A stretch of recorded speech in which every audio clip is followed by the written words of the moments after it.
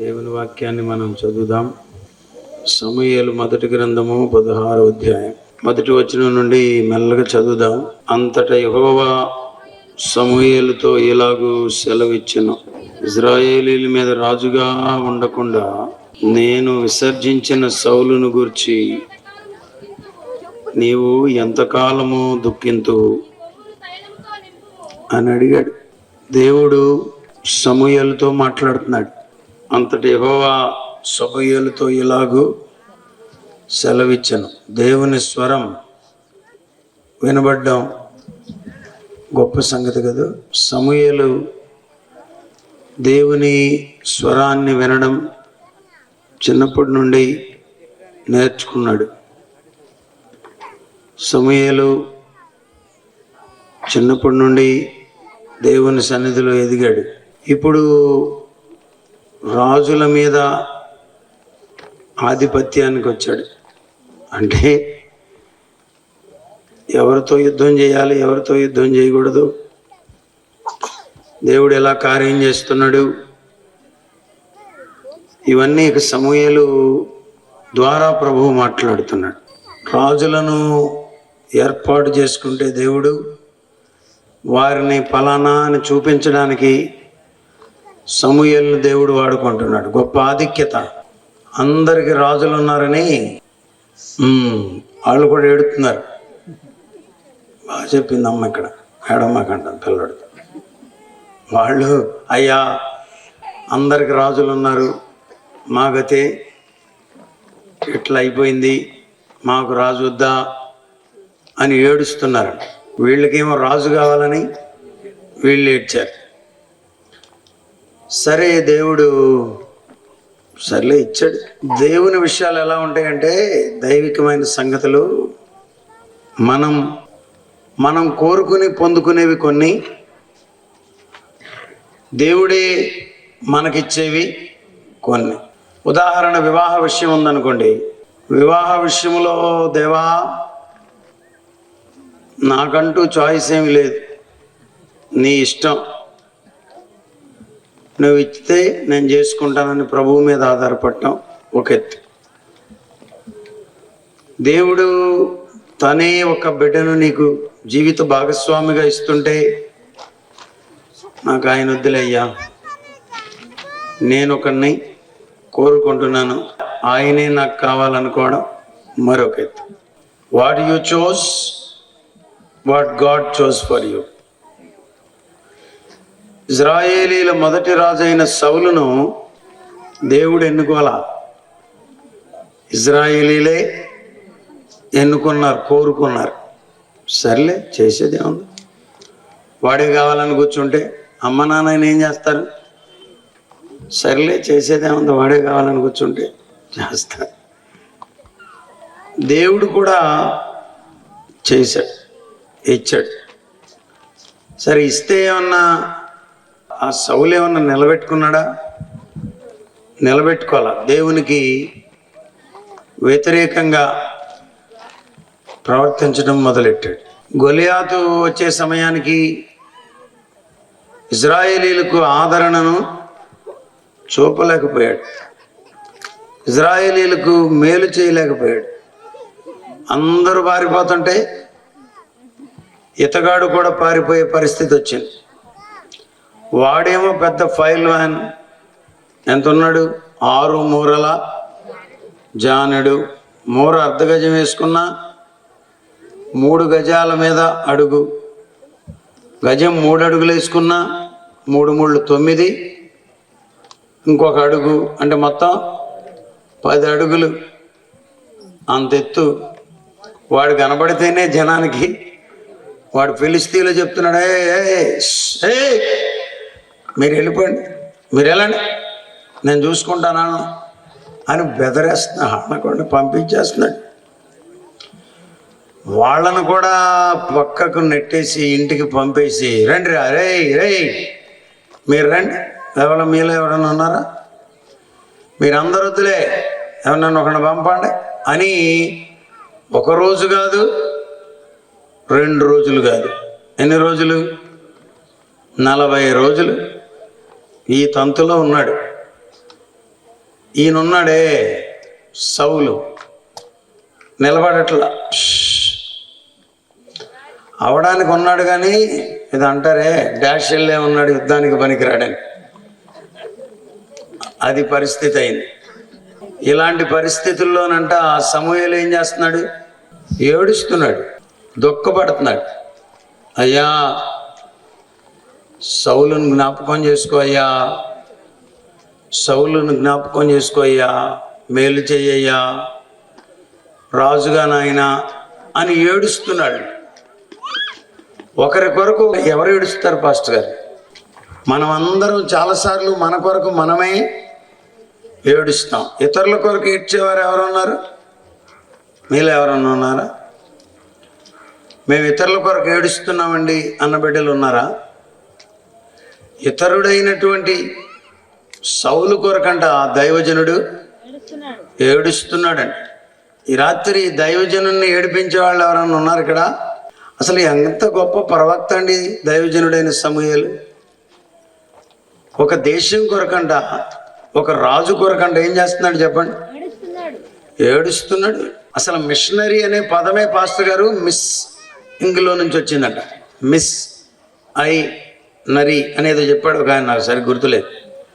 A man who really misses his family is called missionary. కుటుంబాన్ని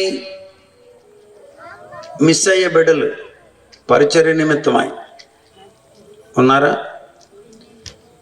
సంఘం కొరకు, సమాజం కొరకు ఏడ్చే దైవజనులు ఉన్నారా? దేశం కొరకు ఏడ్చే దైవజనులు ఉన్నారా? అసలు ఈరోజు యుద్ధం మొదలైంది, అదేమైనా అసలు మీ నోటీసులోకి వచ్చిందా?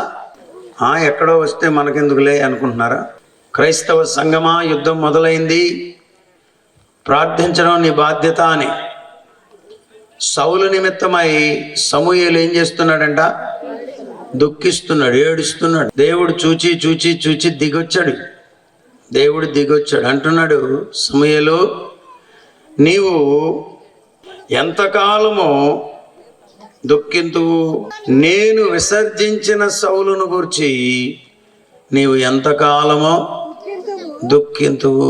మనం దుఃఖించడం మంచిదే కానీ, ప్రార్థన చేయడం మంచిదే కానీ, దేవుడే విడిచిపెట్టినాక మనం ఎంత ప్రార్థన చేసినా సుఖం లేదు. ఆయన అసలు మామూలు పదం వాడలు. అక్కడ ఏ పదం వాడాడు? నేను వాణ్ణి విసర్జించాను అన్నాడు. ప్రభు అంటున్నాడు, నేను వానిని విసర్జించాను, విసర్జించాను. నువ్వు ఇంకా ఏడవలసిన పని లేదు. ఎంత గొప్ప దైవజనుడు సమూయేలు. దేవుడన్నా వదిలేశాడు కానీ సమూయేలు ఇంకా పట్టుకునే వేలాడుతున్నాడు. అయ్యా సౌలయ్యా, అయ్యా సౌలయ్యా. ప్రభు చెప్పాడు, లేదు, కథ లేదు, వాడి పని అవుట్. దేవుడు విసర్జించాడనుకో, నువ్వు మీసాలు తిప్పిన ప్రయోజనం ఏమీ లేదు. దేవుడు విసర్జించాడనుకో, నువ్వు తెల్లబట్టలేసిన ప్రయోజనం ఏమీ లేదు. దేవుడు విసర్జించిన తర్వాత నువ్వు స్కూల్కి వెళ్ళినా, కాలేజీకి వెళ్ళినా ప్రయోజనం ఏమీ లేదు. అలాంటి స్థితిలో మనము ఎన్నటికీ ఉండకుందుముగాక. ఆమేన్, హల్లెలూయా. విసర్జించబడిన అనుభవాల్లో మనం ఉండడానికి వీలు లేదు. దేవునితో ఉన్న అనుభవాల్లో మనం ఉండాలి. నేను వాడిని విసర్జించాను కాబట్టి నెక్స్ట్ ఏంటో చూడు. వాడి గురించి ఏడవడం ఆపేయి. నెక్స్ట్ ప్లాన్ ఏంటో చూడు. ఏం చేయమన్నాడు? నీ కొమ్మును తైలముతో. అబ్బా, భలే పదం అక్కడ వాడాడు పాస్టర్ గారు. నీ కొమ్ము అన్నాడు. ఏముంది? మరొక రాజును నియమించడానికి, మరొకరిని అభిషేకించడానికి, మరొక పాత్రను తయారు చేయడానికి నీ దగ్గర ఉందగా, ఆ కొమ్మునే నేను వాడుకుంటా. చూసారా? దైవజనులు రాజబాబాయి గారు పిక్చర్ వేశారు ఇక్కడ.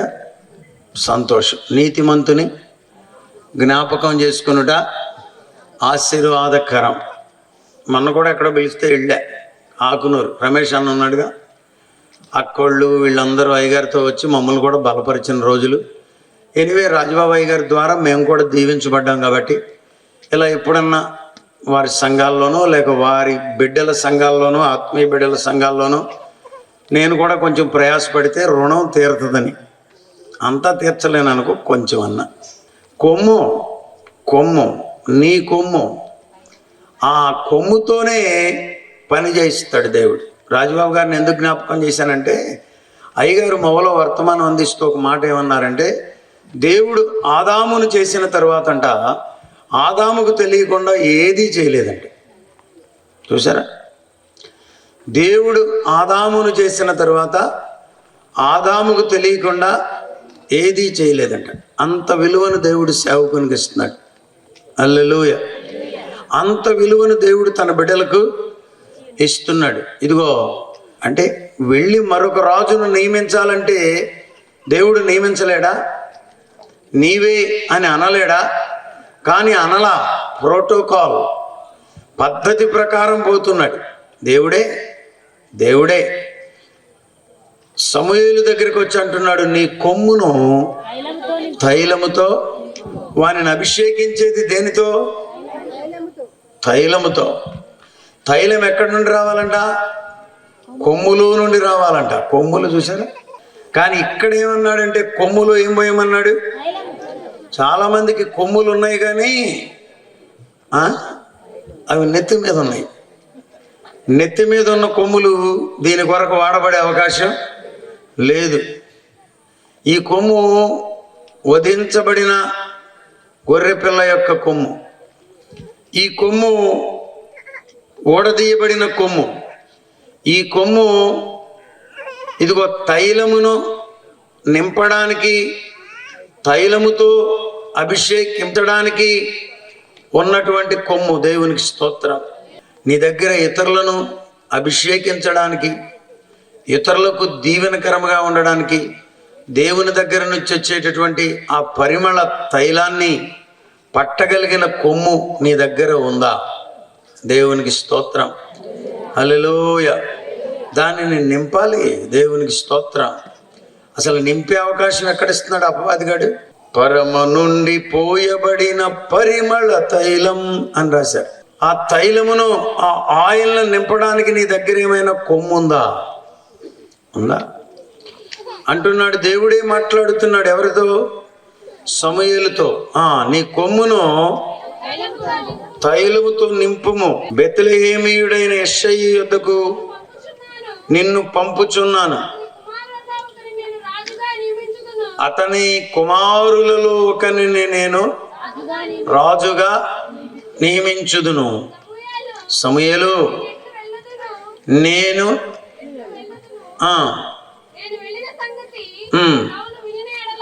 సమూయేలు అంటున్నాడు, నేనెట్లు వెళ్ళుదును. ఇదిగో ఇక్కడ పాస్టర్ గారు, బెత్లెహేమీయుడైన యెష్షయి, అంతేనమ్మా?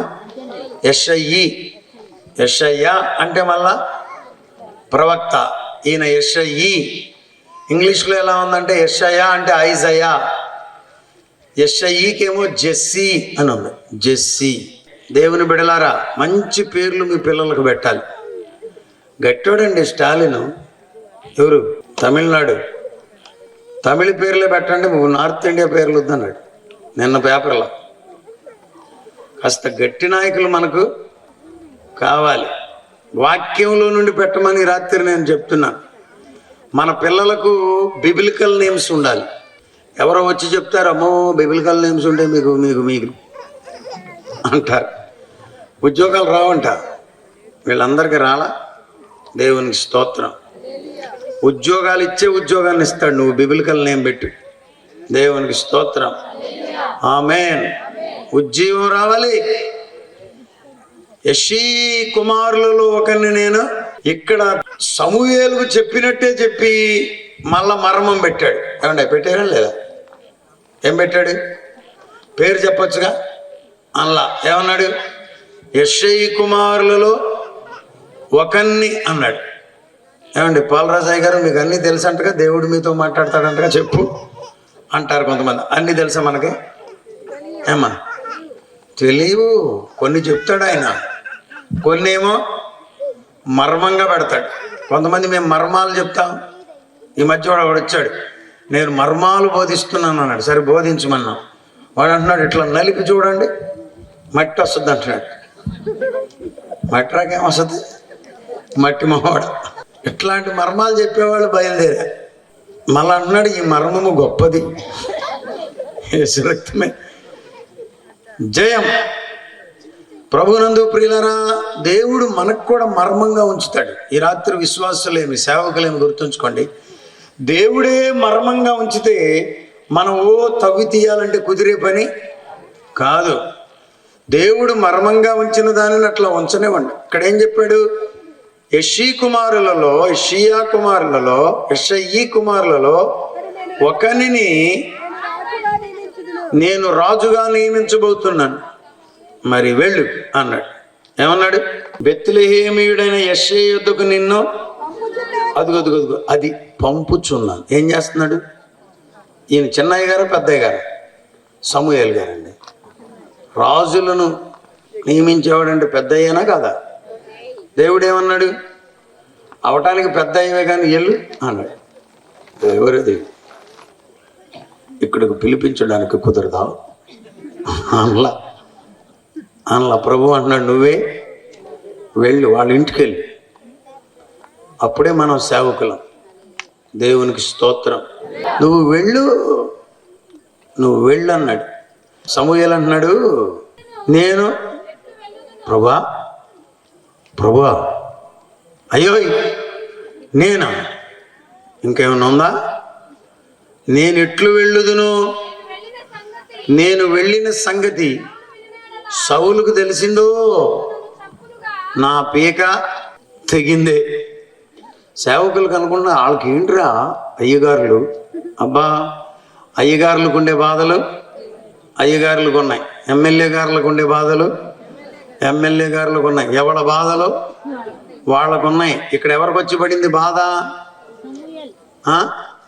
దేవుడు మాట్లాడితే కూడా బాధలు వస్తాయా?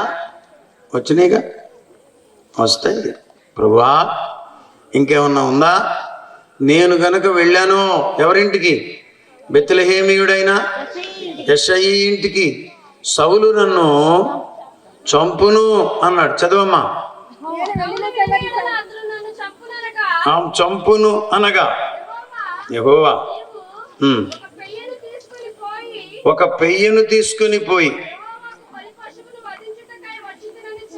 యెహోవాకు బలి పశువును వధించుటకై వచ్చితినని చెప్పి యెషయిని బలి అర్పణమునకు అసలు ఏంటి మనం చెప్పేది వినడా? ఏంటి ఆయన వింటాడు కానీ ఇక్కడ వినలా. ఇక్కడ ఈయన అయ్యో నేను వెళితే నా ప్రాణం తీస్తాడేమో అంటే నువ్వు ఒక్కడవే కాదు. ఏమండి గారు చెప్పండి, ఆవు పెయ్యని వేసుకెళ్ళమంటాడు. ఆవు పెయ్యి అనేది గేదె పెయ్యలు అనరుగా ఎక్కువ. హల్లెలూయా. ప్రభువు చెప్పాడు నువ్వు వెళ్ళు అన్నాడు. వెళ్ళా అయ్యో ప్రభు వెళ్ళా అంటాడు. వెళ్ళనా అంటున్నావేంటి? మామూలుగా కాదు, చల్ల పెయ్యని వేసుకుని వెళ్ళమన్నాడు. దేవునికి స్తోత్రం. హల్లెలూయా. కష్టమా తేలికాయ గారు? బైబిల్లో యోబు గ్రంథం చదవద్దులే, చివరి అధ్యాయంకి వచ్చేదాకా ఊరు రెచ్చిపోయారు యోబు స్నేహితులు. ఎలీఫజు, బిల్దదు, జోఫరు బాగున్నన్నాళ్ళు బాగానే ఉన్నారు. ఇప్పుడు ఎమ్మెల్యే గారు వస్తే మనం ఏం చేస్తాం? ఆయన అమ్మటి వెళ్ళిపోం. దిగినాక వెళ్ళాలి, ఎక్కినాక కాదు. యోబు ఎమ్మెల్యేగా ఉన్నప్పుడు, ఎంపీగా ఉన్నప్పుడు అందరు పరుగులు ఎత్తారు. తేడా వచ్చేసరికి వెళ్ళకపోయారు, తిడి చంపుతున్నారు. ఓను వైఫ్ కూడా అంటుంది ఇంకెందుకు, దేవుణ్ణి దూషించి సావరాదా అంటుంది. మరి అంత గ్రాంధికంలో మాట్లాడిందని నేను అనుకోవట్లా. మరుణము కొమ్ము అంటే అట్లా తెలుగు తర్జుమా చేశారు కానీ సావరాదా, చావమని కోరేవాడిని మరణము కొమ్ము అంటారా గారు? మీరు చెప్పండి. ఎన్టీ రామారావు గారు డైలాగ్ వదులుతారా? అంత లేదు అక్కడ. ఎందుకురా బాబు, ఇంకా ఆ దేవుణ్ణి ఏదో తిట్టి పళ్ళు పట్ట నూరి ఉంటుంది అనా, నూరే ఉంటుంది, చావరాదా. ఇక స్నేహితులైతే మరి అడ్డగోలు తిరిగిపోయారు. 42వ అధ్యాయంలో వచ్చి ఇదిగో 2 చెవులు పట్టుకుని పైకి లేపాడు. ఎవరు ఆయన? దేవుడే. ఎవరిని? యోబు స్నేహితులను. మీరు నా సేవకుడైన యోబును గూర్చి యుక్తమైనది పలుక లేదు. ఎప్పుడైతే ఈ మాట దేవుడు అన్నాడో వాళ్ళు ఎదుగుడు. దేవునికే కోపం వస్తే ఇంకేమన్నా ఉందా? ఇంకేమీ లేదు, అవుటే. ఏం చేయమంటావు నాయన అన్నట్టుగా ఉన్నారేమో. వెళ్ళి క్షమించమని అడుగుతుంటే అన్నాడు, మీరు వెళ్ళి యోబును క్షమాపణ అడిగి రండి, అప్పుడు నేను క్షమిస్తా అన్నాడు. దేవుడు ఎట్లా అంటాడా? అయ్యా నన్ను క్షమించమని దేవుని దగ్గరికి వెళ్తే నేను క్షమించను రా, వెళ్ళి నా సేవకుని అడిగిరా, నా సేవకుడు క్షమిస్తే నేను క్షమిస్తాను అంటాడమ్మ దేవుడు? ఇక్కడ అన్నాడు, అన్నాడు అంటాడు కదా అసలు సమాధానం. ఇక్కడ అన్నాడు, అంత విలువ ఇచ్చాడు సేవకునికి దేవుడు. ఈ పాయింట్ ఎందుకు చెప్పానంటే, సరే ఎట్టబట్ట అయిపోయింది, అది అయిపోయింది, చల్లగా దూరి అయ్యా ఎక్స్క్యూజ్ మీ అంటానికి కుదరదంట. 7 ఎడ్లను దూలికెళ్ళమన్నాడు. కాబట్టి 7 ఎడ్లు 7 పొట్టేళ్ళు మీరు తీసుకొని నా సేవకుడైన యోబునొద్దకు పోయి మీ నిమిత్తము దహన బలి అర్పించవలెను. అప్పుడు నా సేవకుడైన యోబు మీ నిమిత్తము ప్రార్థన. అసలు యోబు గారి మీద దేవునికి ఎంత కాన్ఫిడెన్సో చూడండి పాస్టర్ గారు. మరే నాకు వద్దులేరా నాయన ఈ ప్రార్థన, చస్తున్నాను, గోల్డ్ కూడా లేవు, వెళ్ళండి అయ్యా అంటాడా? అనడంట. అనడం.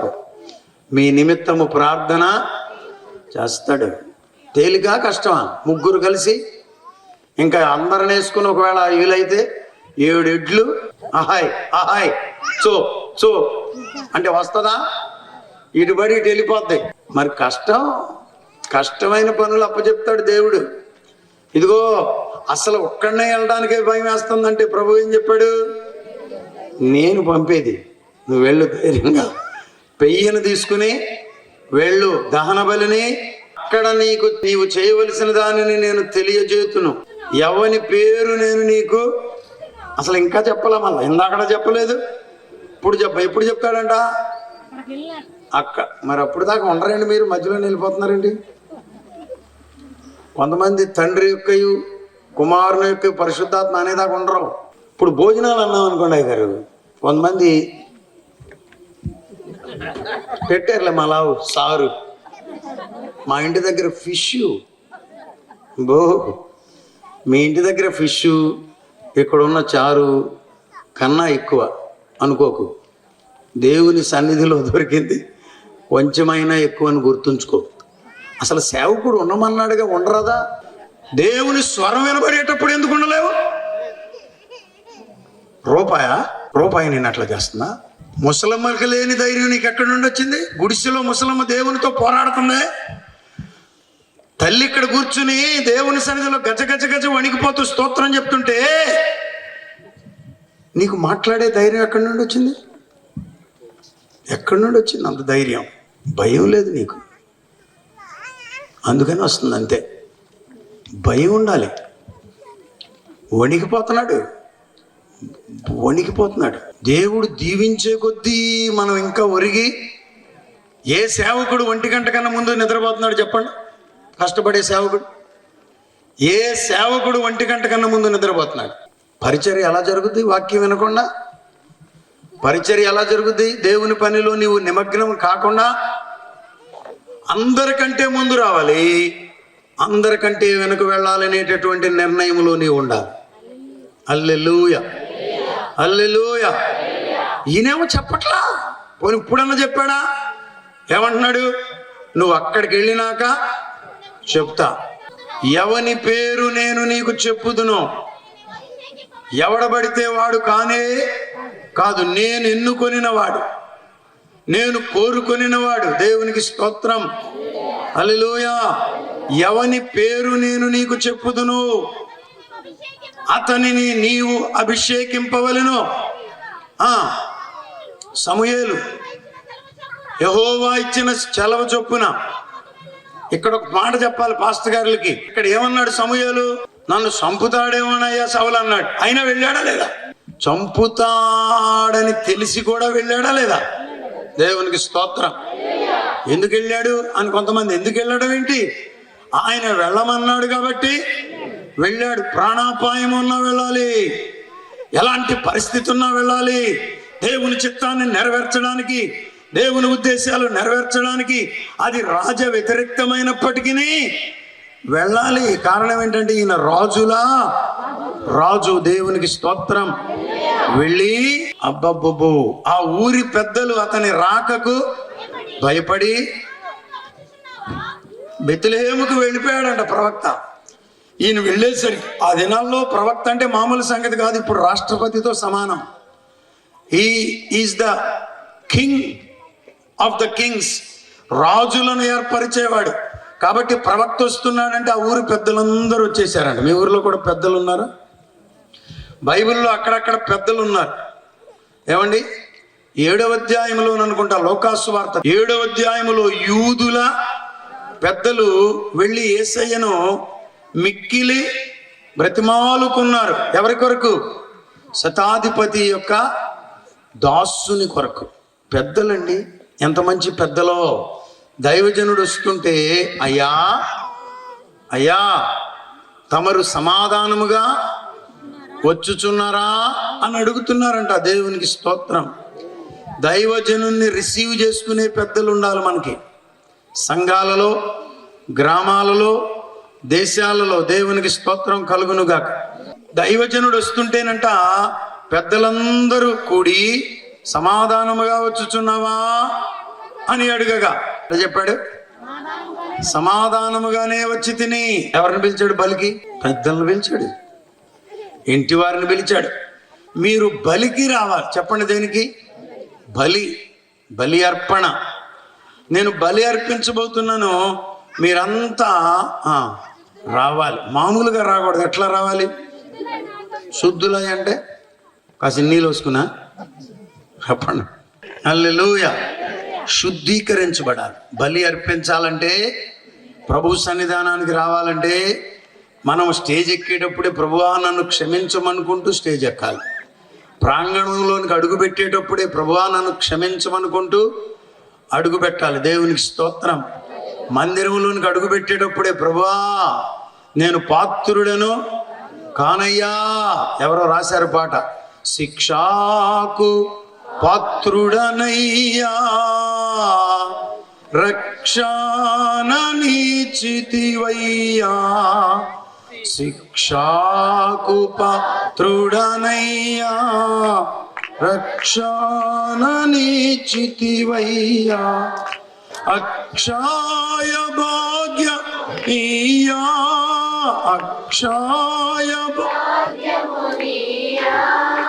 మోక్షంబు చూపితివయ్యా, మోక్షంబు చూపితివయ్యా. అపరాధిని యేసయ్యా కృప చూపి బ్రోమయ్యా. హల్లెలూయా. ఈ గొప్ప ప్రక్రియలు మనం పెద్దలను కూడా కలుపుకుని పోవాలి. దేవునికి స్తోత్రం. పెళ్లిలో ఇవాళ పెద్దలు లేరు. మొన్న రయ్య గారు చెప్తున్నారు. ఎవరున్నారు? ఇదివరకంటే పెద్దలేమో బయట ఉండేవాళ్ళంట కార్యక్రమాల్లో, పిల్లలేమో లోపల ఉండేవాళ్ళంట. ఇప్పుడేమో పెద్దలేమో లోపల. చెప్పండి, పిల్లలేమో పెత్తనమంతా ఏళ్ళదేక. ముసలోళ్ళు మాట్లాడేవా నీకు ముద్దట్టనంటున్నారు కోడలు. పెద్దలు ఉండాల్సిందే. పెళ్ళిళ్ళు ఎవరు ఉండాలి? పెద్దలు ఉండాలి. సంఘాల్లో ఎవరు ఉండాలి? పరిచర్యలు ఎవరు ఉండాలి? గ్రామంలో ఎవరు ఉండాలి?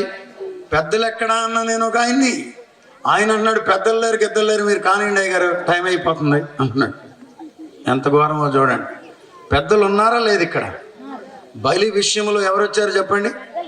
హల్లెలూయా. పరిచర్యలో ప్రభు సన్నిధి దిగి వచ్చినట్లుగా బలి అర్పిస్తున్నారు. దేవునికి స్తోత్రం. అసలు ప్రధానమైన బలి గొర్రెగా మన ప్రభు అయిన యేసుక్రీస్తు వారు భూలోకానికి వచ్చి మనందరి పాపముల కొరకై ప్రాణమును పెట్టేశారు. స్తోత్రం. మనం ఇంకా చేయాల్సింది ఏమీ లేదు, స్తుతి చెల్లించడమే. స్తోత్ర బలి.